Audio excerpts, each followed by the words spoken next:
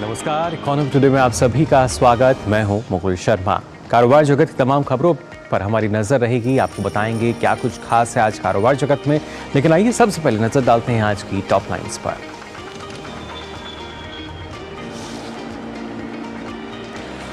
प्रधानमंत्री आज से 10 जनवरी तक गुजरात दौरे पर रहेंगे। अपने दौरे पर प्रधानमंत्री वाइब्रेंट गुजरात ग्लोबल समिट के 10वें संस्करण का उद्घाटन करेंगे। तो आज प्रधानमंत्री गुजरात जाएंगे। वहीं विदेशी पोर्टफोलियो निवेशकों यानी एफपीआई का भारतीय शेयर बाजार में निवेश का सिलसिला जारी है। देश की मजबूत आर्थिक बुनियाद को लेकर आशान्वित एफपीआई ने जनवरी के पहले सप्ताह में शेयर बाजारों में करीब 4,800 करोड़ रुपए का निवेश किया है। साल 2023 आईपीओ के लिए काफी शानदार रहा। टाटा टेक से लेकर इनोवा कैपिटल लिमिटेड तक करीब 40 के आसपास ऐसे आईपीओ आए। इस हफ्ते 3 कंपनियां अपने आईपीओ लेकर आ रही हैं। इनमें गुजरात की ज्योति सीएनसी ऑटोमेशन, आईबीएल फाइनेंस और न्यूज़1 मल्टीटेक शामिल हैं। और सप्ताह के पहले कारोबारी दिन आज बढ़त के साथ खुले भारतीय शेयर बाजार। पिछले सप्ताह के आखिरी कारोबारी दिन शुक्रवार को हरे निशान के साथ बंद हुए थे निफ्टी और सेंसेक्स। तो जाना आपने कारोबार जगत में फिलहाल क्या कुछ खास, और ये आज जो टॉप लाइन है 4 वो आपने जानी। आगे बढ़ते हैं। प्रधानमंत्री नरेंद्र मोदी आज से 10 जनवरी तक गुजरात के दौरे पर रहेंगे। प्रधानमंत्री कस्बा गांधीनगर के महात्मा मंदिर पहुंचेंगे, जहां वे वैश्विक नेताओं के साथ द्विपक्षीय बैठक करेंगे। इसके बाद वे शीर्ष वैश्विक कंपनियों के मुख्य कार्यकारी अधिकारियों के साथ बैठक करेंगे। पीएम दोपहर में vibrant Gujarat global trade show का उद्घाटन करेंगे। प्रधानमंत्री नरेंद्र मोदी 10 जनवरी की सुबह गांधीनगर के मंदिर में महात्मा मंदिर में वाइब्रेंट गुजरात ग्लोबल समिट 2024 का उद्घाटन करेंगे। जिसके बाद जैसे हमने आपको बताया कि वे जो शीर्ष वैश्विक कंपनियां हैं उनके मुख्य कार्यकारी अधिकारियों के साथ बैठक करेंगे। बाद में प्रधानमंत्री गिफ्ट सिटी जाएंगे, जहां शाम को वे ग्लोबल फिनटेक लीडरशिप फोरम में व्यापार जगत के प्रमुख लोगों के साथ चर्चा करेंगे। वाइब्रेंट गुजरात ग्लोबल समिट का 10वां संस्करण 10 से 12 जनवरी तक गुजरात के गांधीनगर में आयोजित किया जा रहा है। इसका विषय गेटवे टू द फ्यूचर यानी भविष्य के द्वारा है। इस वर्ष के शिखर सम्मेलन में 34 भागीदार देश और 16 भागीदार संगठन भाग ले रहे हैं। इसके अतिरिक्त उत्तर पूर्वी क्षेत्र विकास मंत्रालय उत्तर पूर्वी क्षेत्रों में निवेश के अवसरों के प्रदर्शित करने के लिए वाइब्रेंट गुजरात मंच का उपयोग करेगा। और आइए बात करते हैं विदेशी पोर्टफोलियो निवेश को लेकर। जी हां, एफआई का भारतीय शेयर बाजार में निवेश का सिलसिला जारी है। देश की मजबूत आर्थिक बुनियाद को लेकर आशान्वित एफपीआई ने जनवरी के पहले सप्ताह में शेयर बाजार में करीब 4,800 करोड़ रुपए डाले हैं। डिपॉजिटरी के आंकड़ों के मुताबिक समीक्षाधीन अवधि में एफपीआई ने ऋण या बॉन्ड बाजार में भी 4,000 करोड़ रुपए लगाए हैं। जियोजित फाइनेंशियल सर्विसेज के मुख्य निवेश और रणनीतिकार वीके विजय कुमार का कहना है कि 2024 में अमेरिका में ब्याज दरों में लंबे समय तक गिरावट की उम्मीद है, जिससे एफपीआई अपनी खरीदारी बढ़ाएंगे। खासकर आम चुनावों से पहले नए साल के शुरुआती महीनों में उनका निवेश बढ़ेगा। उन्होंने कहा कि इसके अलावा 2024 में ऋण बाजार में भी एफपीआई का प्रभाव अच्छा रहने की उम्मीद है। आंकड़ों के मुताबिक विदेशी पोर्टफोलियो निवेशकों ने इस महीने 5 जनवरी तक भारतीय शेयरों में 4,773 करोड़ रुपए का शुद्ध निवेश किया है। इससे पहले दिसंबर में उन्होंने शेयरों में 66,134 करोड़ रुपए और नवंबर में 9,000 करोड़ रुपए डाले थे। कुल मिलाकर बीते साल यानी 2023 एफपीआई ने भारतीय बाजारों में 2.4 लाख करोड़ रुपए का निवेश किया है। इसमें से 1.71 लाख करोड़ रुपए का निवेश शेयरों में और 68,663 करोड़ रुपए का ऋण या बॉन्ड बाजार में रहा। नेशनल पेंशन सिस्टम यानी एनपीएस और अटल पेंशन योजना एपीवाई से साल 2023 में 97 लाख नए लोग जुड़े हैं। इसके साथ ही 31 दिसंबर 2023 तक इन दोनों पेंशन योजनाओं का कुल सब्सक्राइबर बेस 7.03 करोड़ पहुंच गया है। इनमें से 5.3 करोड़ लोग अटल पेंशन योजना से जुड़े हुए हैं। इस योजना का एसेट अंडर मैनेजमेंट यानी एयूएम की अगर हम बात करते हैं तो ये 33,034 करोड़ रुपए गया है। Pension fund regulatory and development authority यानी पीएफआरडीए के चेयरमैन दीपक मोहंती के मुताबिक साल 2023 में रिकॉर्ड संख्या में सब्सक्राइबर जुड़े हैं। एनपीएस और एपीवाई का कुल एयूएम 10.9 लाख करोड़ रुपए पहुंच गया है। इसमें सालाना आधार पर 27.9% की बढ़ोतरी दर्ज की गई है। इसमें कॉरपोरेट कर्मचारियों का योगदान 5.4 लाख करोड़ रुपए रहा है। साथ ही केंद्र सरकार के कर्मचारियों का योगदान 3.1 लाख करोड़ रुपए रहा। उन्होंने उम्मीद जताई कि मार्च 2024 के अंत तक पेंशन फंड का AUM 12 लाख करोड़ रुपए तक पहुंच जाएगा। PFRDA ने पेंशन में नियोक्ता के योगदान को प्रोविडेंट फंड के बराबर लाने की सिफारिश की है। कर्मचारी के प्रोविडेंट फंड में नियोक्ता का योगदान वेतन का 12% तक जाता है। इसकी अधिकतम लिमिट 7.5 लाख है। इस योगदान पर मिलने वाला ब्याज टैक्स फ्री है, जबकि नेशनल पेंशन सिस्टम में सैलरी का 10% योगदान ही नियोक्ता कर सकता है। फिलहाल NPS में नियोक्ता का योगदान वेतन का 10% और PF में 12% है। PFRDA के चेयरमैन दीपक मोहंती का कहना है कि हमने NPA में नियोक्ता के योगदान को EPF के बराबर 12% करने की मांग की है। हमारा लक्ष्य इसे 14% तक ले जाने का है। सरकारी कर्मचारियों के लिए नियोक्ता का 14% तक योगदान टैक्स फ्री है।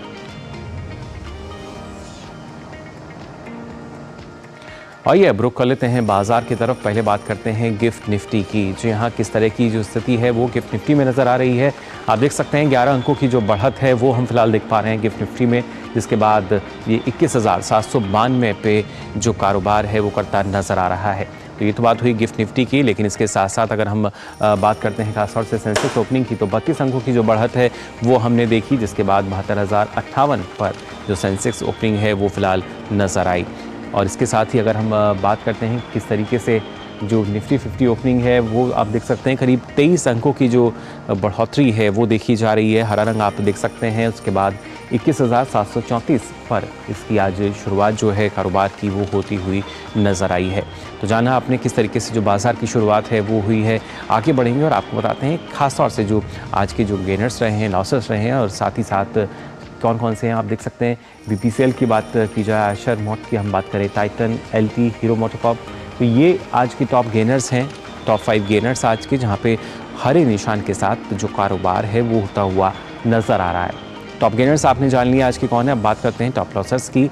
उसमें भी आप देख सकते हैं Infy, TCS, Tata consumers, Bajaj finance और DVC लैब, ये आज के टॉप लॉसेस फिलहाल नज़र आ रहे हैं लाल निशान के साथ। यहाँ पे आप देख सकते हैं जो कारोबार है वो होता हुआ इनमें नज़र आ रहा है। तो जाना आपने किस तरीके से जो आज के गेनर्स रहे हैं और साथ ही साथ जो आज तक अभी जो लॉसर्स हैं वो फिलहाल नज़र आ रहे हैं। जिस तरीके से बाजार की अभी शुरुआत हुई है, आगे बढ़ेंगे। अब आपको बताएंगे खासतौर से क्रूड की भी अगर बात की जाए क्या स्थिति है, लेकिन उससे पहले एशियन मार्केट की स्थिति जान लेते हैं हम। ग्लोबल मार्केट में आप देख सकते हैं हैंगसेंग, कॉस्पी, शंघाई कंपोजिट, यहाँ लाल निशान के साथ जो कारोबार है वो होता हुआ हमें नज़र आ रहा है, यानी गिरावट के साथ जो कारोबार है वो देखा गया है एशियन मार्केट में।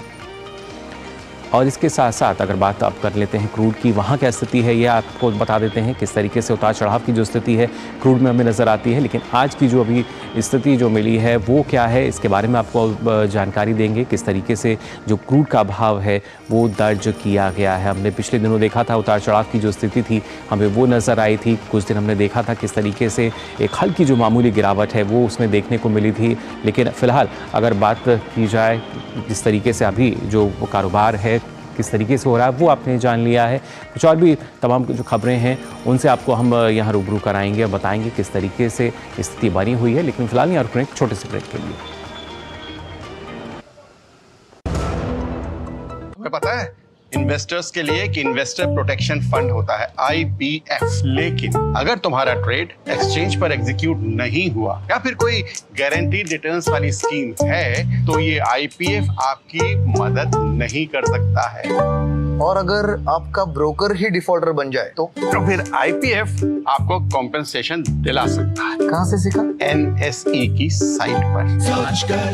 समझ कर इन्वेस्ट कर। मुथूट फाइनेंस भारत का नंबर 1 सबसे भरोसेमंद financial services brand. Gold loan के लिए अभी कॉल करें 1-800-313-1212। ब्रेक के बाद आप सभी का एक बार फिर स्वागत इकोनॉमी टुडे में। और आइए बात कर लेते हैं आज की मार्केट की भी। जी हाँ, क्या स्थिति बनी हुई है आप देख सकते हैं मार्केट अपडेट में। अभी जो स्थिति है सेंसेक्स, निफ्टी बैंक भले ही शुरुआत हरे निशान के साथ हुई, लेकिन अब लाल निशान जो है वो बाजार में नज़र आ रहा है। जो कारोबार है वो कुछ गिरावट के साथ यहाँ आप होता हुआ देख सकते हैं। सेंसेक्स में करीब 40 अंकों की गिरावट है, निफ्टी 50 में 19 अंकों की, निफ्टी बैंक में भी 139 अंकों की गिरावट फिलहाल नज़र आ रही है। और आइए बात कर लेते हैं आज के फोकस की।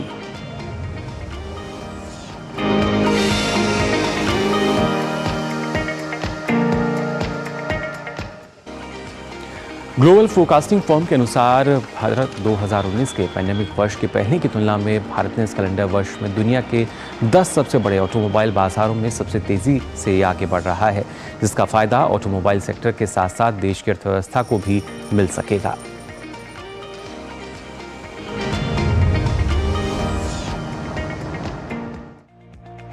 भारत विश्व में हल्के वाहन यानी 6 टन से कम की कारों और लाइट यूटिलिटी वाहन के 10 सबसे बड़े उत्पादकों में से एक बनकर उभरा है। भारत के मजबूत इंजीनियरिंग आधार और कम लागत के साथ कम ईंधन खपत वाली कारों के निर्माण में विशेषज्ञता के कारण उत्पादन सुविधाओं का विस्तार हुआ है। S&P ग्लोबल मोबिलिटी ने दुनिया के सबसे बड़े हल्के वाहन के बाजार चीन और अमेरिका के 2019 की तुलना में 2023 में 36% की दर से बढ़ने का अनुमान जताया था। 2019 की तुलना में 2023 के आखिर तक भारतीय ऑटोमोबाइल बाजार में भी तेजी बनी हुई नजर आई। वित्त वर्ष 2023 में बिक्री 3.8 मिलियन यूनिट के रिकॉर्ड स्तर तक पहुंची, जो कि वित्त वर्ष 2019 के प्री कोविड से भी अधिक दर्ज की गई। वहीं अमेरिकी बाजार में इस दौरान 9% की गिरावट दर्ज होने की संभावना जताई गई थी। 2019 की तुलना में 2023 के अंत तक बाकी शीर्ष 7 बाजारों में भी बड़ी गिरावट की संभावना जताई गई थी। वॉल्यूम के हिसाब से चौथे सबसे बड़े बाजार जापान में 7% की गिरावट हो सकती है। वहीं जर्मनी में 21%, यूके में 17% और ब्राजील में 19% की गिरावट की संभावना है।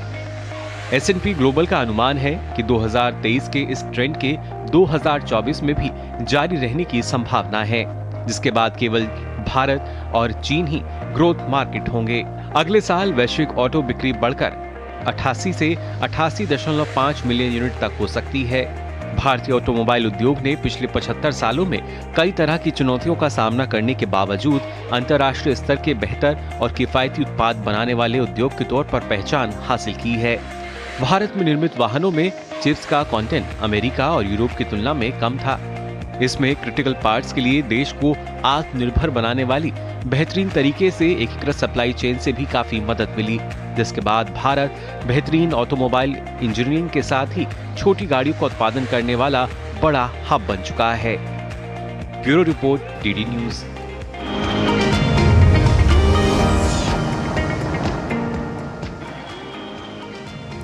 तो जाना आपने किस तरीके से जो भारतीय ऑटोमोबाइल बाजार है वो अब हम कह सकते हैं विकास की राह पर है और इसमें अलग अलग कारक हैं जो कि इसको गति प्रदान कर रहे हैं। फिलहाल इस बारे में और ज़्यादा चर्चा के लिए आइए रुक कर लेते हैं वेंकटेश गुलाटी जी का, जो कि चेयरमैन है रिसर्च एंड अकेडमी FADA से हमारे साथ जुड़ चुके हैं। बहुत बहुत स्वागत आपका वेंकटेश जी। जानना चाहेंगे किस तरीके से आप देखते हैं जो भारतीय ऑटोमोबाइल बाजार है आज के समय में। सर देखिए, इस समय अगर ऑटो की बात करें, भारत की ग्रोथ के साथ साथ ऑटो में भी ग्रोथ बहुत अच्छी चल रही है। और कोविड के बाद से ही जो बदलाव आए हैं हमारे कस्टमर के रिक्वायरमेंट में, उनकी उम्मीदों से, गाड़ियों से, और जिस तरीके की अच्छी क्वालिटी की वर्ल्ड स्तर की गाड़ियां इंडियन मैन्युफैक्चरर भी लॉन्च कर रहे हैं जी, उससे एक बहुत पॉजिटिविटी मार्केट में आ चुकी है। और अब तो मतलब जो हम लोग कोविड की बात कर रहे थे कि रूरल में इफेक्ट है, वो भी बाहर आ चुका है। इवन 2 व्हीलर मार्केट ग्रोथ पे है, कार मार्केट ग्रोथ पे है जी। और इस साल में अगर मैं कैलेंडर ईयर की बात करूं, डबल डिजिट ग्रोथ में है लगभग हर कैटेगरी में, जो कि एक बहुत बड़ी चीज है। और इंडिया का अगर मैं GDP की बात करूं तो 35% प्लस हमारी मैन्युफैक्चरिंग GDP आती है। अगर भारत ग्रो कर रहा है तो ऑटो अपने आप ग्रो करेगा, या मैं कहूं अगर ऑटो ग्रो कर रहा है तो भारत भी ग्रो करेगा। इस इंडस्ट्री में रह के ये एक फायदा रहता है कि आपको नए जो हमारे ग्राहक है, जो आज के यंगस्टर्स है, ये हमें इंस्पायर करते रहते हैं नए मॉडल्स लाने की, नए फीचर्स लाने की, जिसकी वजह से ग्रोथ आ रही है। और एक सबसे बड़ी चीज जो प्रधानमंत्री जी की मेक इन इंडिया का फायदा हुआ है, अगर आप देखेंगे तो इस बार एक्सपोर्ट ग्रोथ एक्सपोनेंशियल हुई है। जहां कोई अगर 1 लाख करता था, आज 2 लाख कर रहा है, जिसकी वजह से रिटेल जो कंज्यूमरिज्म है उसको तो फायदा हो ही रहा है, बट हमारे प्रोडक्ट वर्ल्ड के लेवल पे बनने लग गए हैं। उस तरीके के जो हमारे सेफ्टी फीचर्स है या अदर फीचर्स है, तो ओवरऑल 2023 ऑटो इंडस्ट्री इंडिया का सबसे बढ़िया इंडस्ट्री सेगमेंट रहा है और हमें उम्मीद है कि आगे भी चलता रहे। जी बिल्कुल, एक क्योंकि अमृतकाल तो हम मना ही रहे हैं, तो ऑटो इंडस्ट्री के लिहाज से भी उतना ही महत्वपूर्ण हो जाता है ये। लेकिन खासतौर से जैसे आपने जिक्र किया कि हम फिर चाहे तिपहिया वाहनों की बात की जाए, दोपहिया वाहनों की बात की जाए, इनमें भी आंकड़े हम देख पा रहे हैं किस तरीके से बढ़े हैं, नए रिकॉर्ड स्तर पर ये पहुंच रहे हैं। लेकिन जो बाकी देश हैं, जो बाकी की बड़ी ऑटोमोबाइल बाजार थे, अलग अलग देश, वहाँ हम देख पा रहे हैं कि एक गिरावट जो है वो नज़र आ रही है। तो सीधा क्या इसको अर्थव्यवस्था से जोड़कर हम देखें? दो तीन कारण हैं। एक तो इंडिया का अर्थव्यवस्था सबसे तेज ग्रोइंग हो रहा है, जी। उसका एक फायदा है। उसके अलावा ये भी है कि हमारी जो कार इंडस्ट्री की एंट्री है वो थोड़ी लेट हुई थी। आज भी अगर हम विश्व स्तर से बात करें तो पर 1000 कार हम शायद टॉप 3 टॉप 5 में लोएस्ट है। जी। हमारे पास बहुत सारी कह लीजिए एक चांस है उसको ऊपर ले जाने के लिए। और इवन अगर हम उसको डबल भी कर लेते हैं ना, जो कि मुश्किल नहीं होगा आगे आने वाले सालों में, हम नंबर 2 इजीली पहुंच सकते हैं। तो हमारे पास स्कोप बहुत है। और प्लस जो पिछले 4-5 साल में जो रोड इंफ्रास्ट्रक्चर पे काम हुआ है, आज हर गांव एक मेजर रोड से जुड़ चुका है, चाहे नेशनल हाईवे से, चाहे स्टेट हाईवे से। या जिस तरीके से इंफ्रास्ट्रक्चर पे काम हो रहा है इस समय करंट गवर्नमेंट में, मोदी गवर्नमेंट में, उसकी वजह से भी जो इकोनॉमी को ग्रोथ मिली है, एक रूरल इंडस्ट्री को, जो लैंड उनका डेट पड़ा हुआ था उसको यूज आया है, उस वजह से भी हमें ये इस इंडस्ट्री को बहुत सपोर्ट मिल रहा है। ये मान के चलिए आज एक हिंदुस्तानी या जो हमारा एक आम आदमी है, सबसे पहली उसकी उम्मीद होती है कि एक घर लेना, और उसके बाद सेकंड उम्मीद होती है कार लेना। बिल्कुल। और एक कार जो होती है उसकी एक इमेज बढ़ाती है, उसके गांव में इमेज बढ़ाती है, प्लस उसका खुद का सेल्फ कॉन्फिडेंस बढ़ाती है उसके फ्यूचर के लिए। जी। और ये चीज अभी बहुत ही ज्यादा कहिए, अगर हम पूरी तरीके से उसको एक्सप्लॉइट नहीं कर पाए हैं इंडिया में। हमको 30 पर कार के नीचे है, बल्कि कोई 24 कहता है, कोई 22 कहता है, बट 30 के नीचे है। और वर्ल्ड की बात करें तो कुछ कंट्रीज है जो 900 पे भी। जी। मुझे उम्मीद 900 की नहीं है, बट ये हम 40-50 तक भी पहुंचते तो इंडिया नंबर 2 तुरंत पहुंच जाता। और इसके साथ साथ हमें जो ग्रोथ मिल रही है इकोनॉमी की, ये इसको और पुश कर रही है। जी बिल्कुल, कि इकोनॉमी ऑटो को पुश कर रही है, ऑटो इकोनॉमी को, ये शायद साथ साथ चलने वाली चीजें हैं, एक दूसरे के पूरक इनको हम मान सकते हैं। जी जी जी विकेश जी, लेकिन अगर हम बात करते हैं खासतौर से उत्पादन को लेकर, पिछले वर्षों में हमने देखा किस तरीके से बढ़ा। एक समय था जब छोटे से पुर्जे के लिए भी हमें दूसरे देशों पर निर्भर रहना पड़ता था, लेकिन आज जब हम निर्यात को देखते हैं, एक्सपोर्ट को देखते हैं, वहाँ किस तरह की संभावनाएं हैं? क्योंकि अभी तक जो लक्ष्य लेके हम चल रहे हैं, और हाल ही में केंद्रीय वाणिज्य मंत्री ने भी इस बात का जिक्र किया था कि इसको हम बढ़ा सकते हैं 50% तक, तो किस तरह के अवसर जो हैं अभी निर्यात में हमारे पास हैं? देखिए, दो तरीके होते हैं। एक हमारा है जो कंपोनेंट मैन्युफैक्चरर है, जो कि आप छोटे छोटे पार्ट्स की बात करते हैं जिनसे गाड़ियां बनती है, और एक होती है गाड़ियां।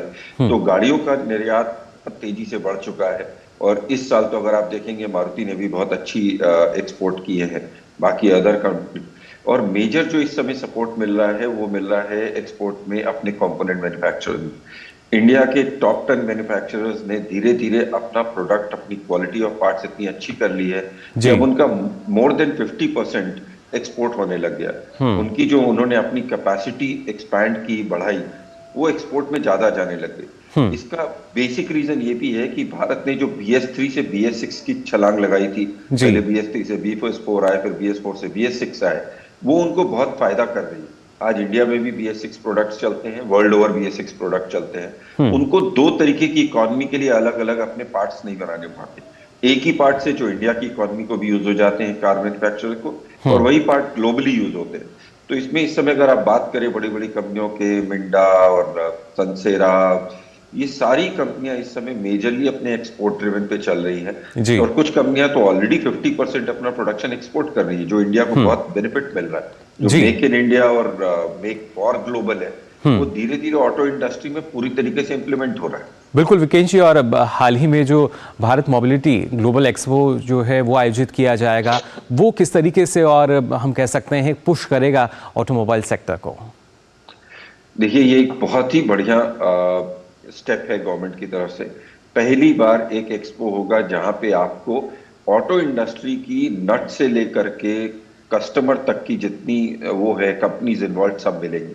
मतलब इसमें आपको टायर कंपनीज भी आएंगी, इवन एल्युमिनियम स्टील कंपनीज भी भाग ले रही हैं, कंपोनेंट मैन्युफैक्चरर्स भाग ले रहे हैं और गाड़ियों की कंपनी भी भाग ले रही है। इवन इसमें आईटी कंपनियां भी कुछ पार्ट ले रही है, जो जैसे हमारे सेमीकंडक्टर को चलाने के लिए सॉफ्टवेयर बनाती हैं, आजकल बैटरी के लिए बीएमएस बनते हैं। ये एक तरीके से पूरी ऑटो इंडस्ट्री का एकमात्र शो होगा जो 1 से 3 फरवरी में हो रहा है और मिनिस्ट्री और गवर्नमेंट की तरफ से पुश है, जिसमें साइम, मैकमा, नैस्डॉक बहुत सारे लोग पार्ट ले रहे हैं। एक बहुत बढ़िया ये एक इमेज बूस्टिंग प्रोसीजर है जो वर्ल्ड को लिए खुलेगा कि इंडिया की हमारी कितनी क्षमताएं हैं जो हम कर सकते हैं।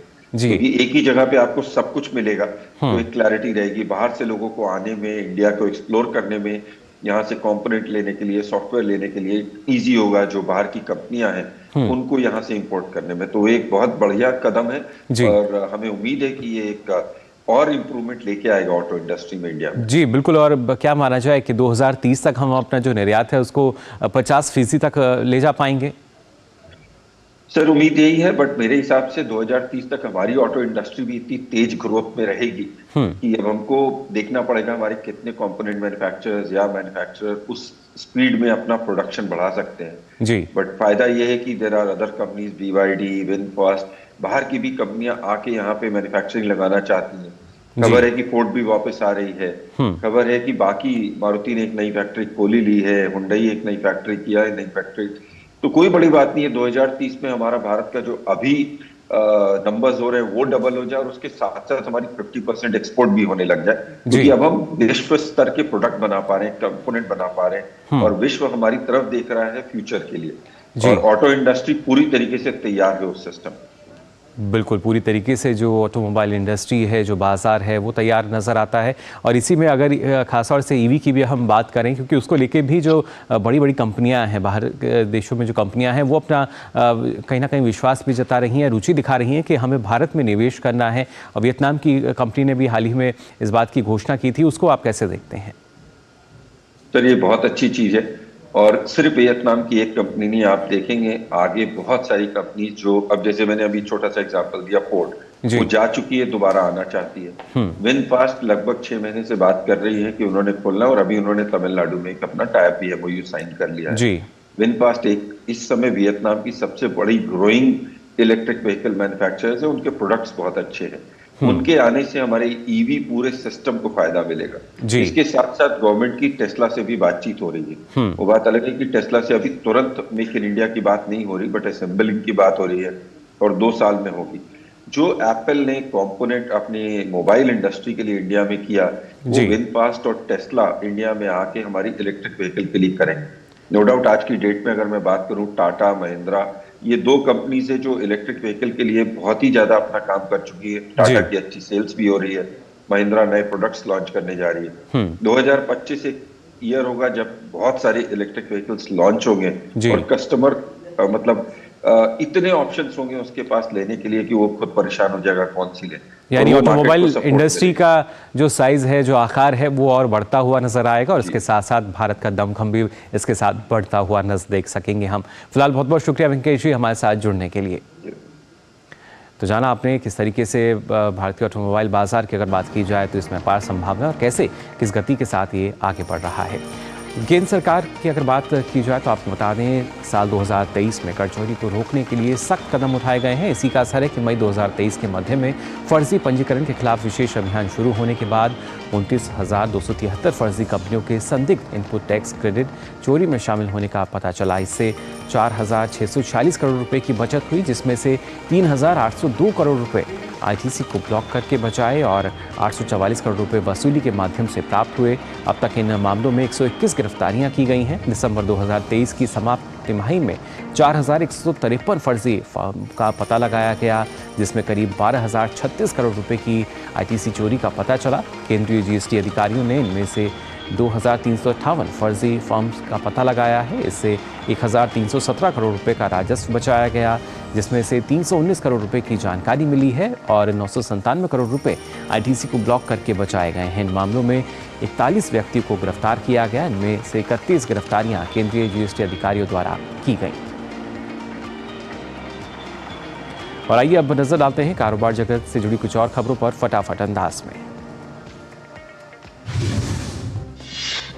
लैपटॉप, कंप्यूटर और आईटी हार्डवेयर के लिए आयात निगरानी तंत्र लागू करने के भारत के निर्णय पर इस हफ्ते होने वाली व्यापार नीति फोरम की बैठक में अमेरिका के साथ द्विपक्षीय वार्ता के दौरान चर्चा हो सकती है। भारत ने राष्ट्रीय सुरक्षा चिंता का हवाला देते हुए आईटी उपकरणों के आयात के लिए निगरानी व्यवस्था लागू करने पर अपना रुख स्पष्ट किया है। इसके बावजूद अमेरिका ने एक बार फिर से इस निर्णय के पीछे के तर्क पर स्पष्टीकरण की मांग की है। अगस्त में सरकार ने आईटी हार्डवेयर से संबंधित विभिन्न उत्पादों के आयात को पाबंदी के दायरे में लाने की योजना की घोषणा की थी। चालू वित्त वर्ष के लिए देश के सकल घरेलू उत्पाद यानी जीडीपी के अग्रिम अनुमान की गणना में विसंगतियां 2.59 लाख करोड़ रुपए रही हैं। एनएसओ ने यह जानकारी दी है। वित्त वर्ष 2022 और 23 में जीडीपी गणना में विसंगति 3.80 लाख करोड़ रुपए और 2021-22 में 4.47 लाख करोड़ रुपए थी। एनएसओ ने राष्ट्रीय खातों का अपना पहला अग्रिम अनुमान जारी किया है। इसमें दर्शाया गया है कि 2023 और 24 में देश की जीडीपी 7.3% की दर से बढ़ेगी। जीडीपी की वृद्धि दर 2022-23 में 7.2% रही थी। साल 2023 आईपीओ के लिए काफी शानदार रहा। टाटा टेक से लेकर इनोवा कैपिटल लिमिटेड तक करीब 40 के आसपास ऐसे आईपीओ आए जिनका जबरदस्त रिस्पांस मिला। इसी हफ्ते 3 कंपनियां आईपीओ ला रही हैं, जिनको लेकर निवेशकों में काफी उत्साह देखने को मिल रहा है। इस हफ्ते जो कंपनियां अपने आईपीओ लेकर आ रही हैं, उनमें गुजरात की ज्योति सीएनसी ऑटोमेशन, आईबीएल फाइनेंस और न्यू स्वान मल्टीटेक शामिल है। वियतनाम की इलेक्ट्रॉनिक व्हीकल बनाने वाली कंपनी विनफास्ट भारत में अपना पहला मैन्युफैक्चरिंग प्लांट बनाने की तैयारी में है। कंपनी ने प्लांट सेटअप के लिए एग्रीमेंट पर साइन कर दिया है। इस एग्रीमेंट के तहत कंपनी भारत के दक्षिण राज्य तमिलनाडु के साथ पहले 5 सालों के लिए $500 मिलियन यानी 4,160 करोड़ रुपए का निवेश करेगी। इसके बाद योजना पर $2 बिलियन तक के निवेश की दिशा में कार्य किया जाएगा। इस प्लांट में हजारों लोगों को नौकरियां मिलेंगी।